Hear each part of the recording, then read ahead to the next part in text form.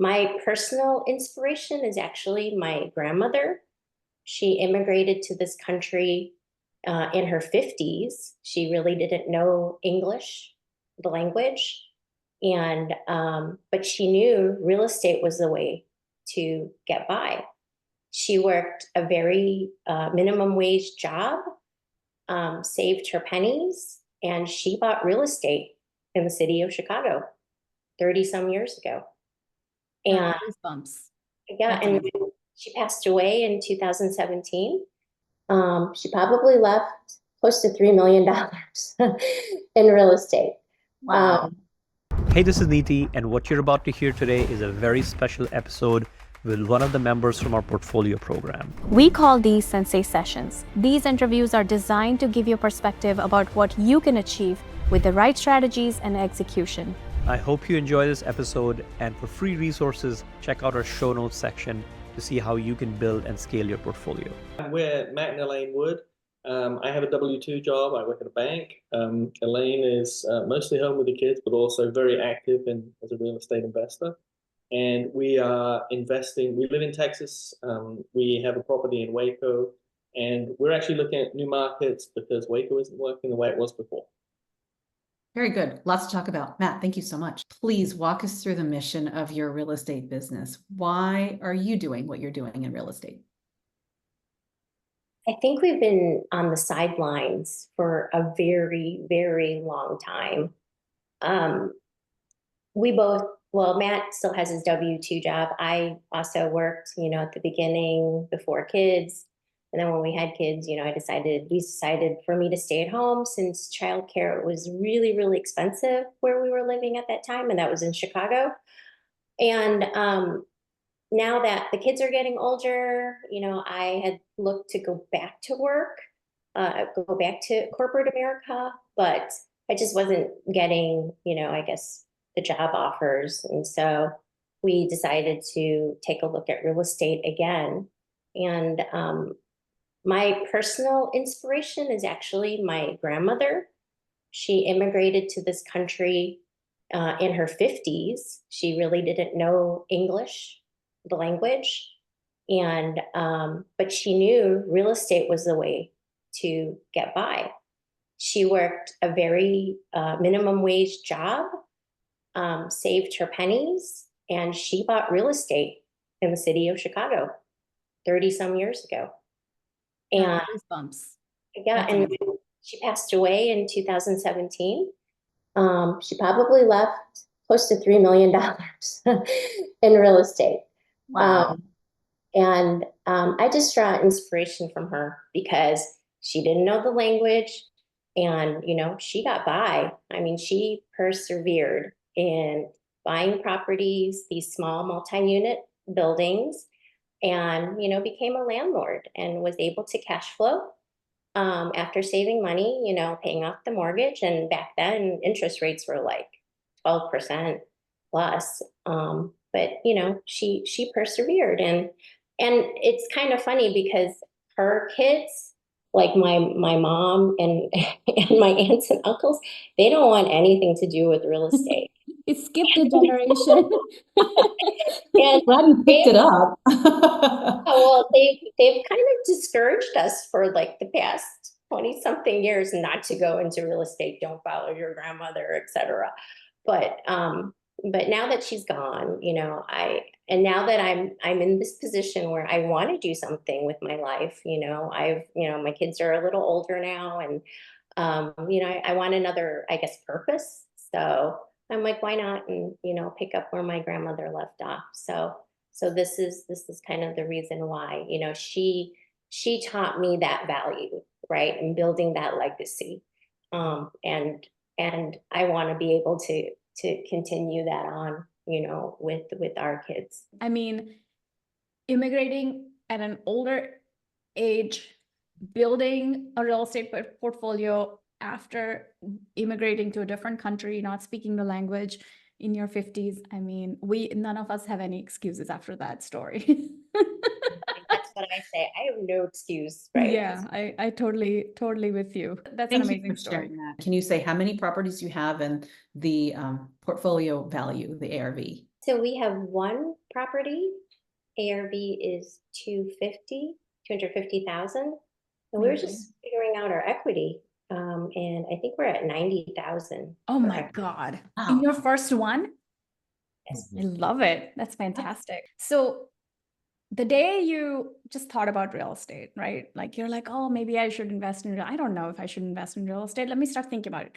Versus today, you're a different human. Like it just turns you into a different person because you have to go through the growth steps to get there, right? Is there a moment, an incident, a story that made you just think like, oh wow, I did that differently. I thought about it differently. And I'm proud of myself. Yeah, we had quite a few of those. Mhm. It's contractors. It's always contractors. We had to fire 2 contractors on our one property. So the first time around, yeah, I think we got scammed for that contractor. He turned out to be a criminal. He spent some jail time, which we later found out through hiring an attorney and doing a background check. And but yeah, that was like, okay, like, oh, okay, what are we gonna do? We're gonna find an attorney. That's what we're gonna do. Put the kettle on Yeah, after the cup of tea. So after the cup of tea. and then yeah, so we got through that issue and found another general contractor who happens to go to our church and who happens to be sort of like family friends. Like Oh, we that's amazing. family well and we wanted to give him sort of a chance, an opportunity, because he's a new immigrant as well. And it just didn't turn out the way we had hoped and expected, even though we, had a lot of conversations with him. But at the end, we ended up letting him go too. And there was growth because the first time letting the first guy off, I mean, it was a little scary because we were like, oh my goodness, is this guy Right. going to come after us, because of this? And then with the second one, we just went, okay, well, it's not working out. So, we have to part ways. And we do see him from time to time at church. And it's kind of all good. It's all good. And repetition. You do it the second time, it's way easier to do it, right? The first time because you figured it all out the very first time. And you're like, you know what? We've seen this dip, we've seen this low. Now we are gonna make tea and deal with this. I love it. What is the lesson that you've learned here in this community that has helped the most to help you grow? Okay. I mean, I think for us it's been really important. And I know the modules enforce this is like, get your team together, get your realtor, get your finance, get all of this. And what we've been learning over the past year is that not everybody is the right fit for your team, and you've got to find people who are really positive. We've gotten better at articulating what is it we're looking for in a deal, what is it we're looking for. And as we get more articulate about what is our buy box, what are we looking for, what is our what's the word? But what is our goal for a deal? Yeah. Then as we're able to kind of put that out into the universe, then we're starting to see people bring them back to us. And when we work with realtors and we're telling them, hey, we're looking for this, when the realtor doesn't get back to you and you're hounding them, you know what? They're not the right realtor, and you got to cut and you got to move on and find someone who is. And we're starting, we started out with people. We struggled with our first deal. The rehab was really hard. A lot of things were very difficult. And through that process, we had to make cuts and we had to find new people. And some of those people work out and some of those people don't. But what I'm seeing is that we now have more meaningful deals being even brought to us. And we don't have, I guess, the fear that we had at the beginning, because we know that we have a good team, and we know that just like Rami, when there's a water leak or whatever, okay, we call the plumber, right? And we get it taken care of, and we're not distracted by that. We're still kind of focused on what we're trying to do. So yeah, the team, and you're not going to find a perfect team on day one, and the perfect team is going to change over time.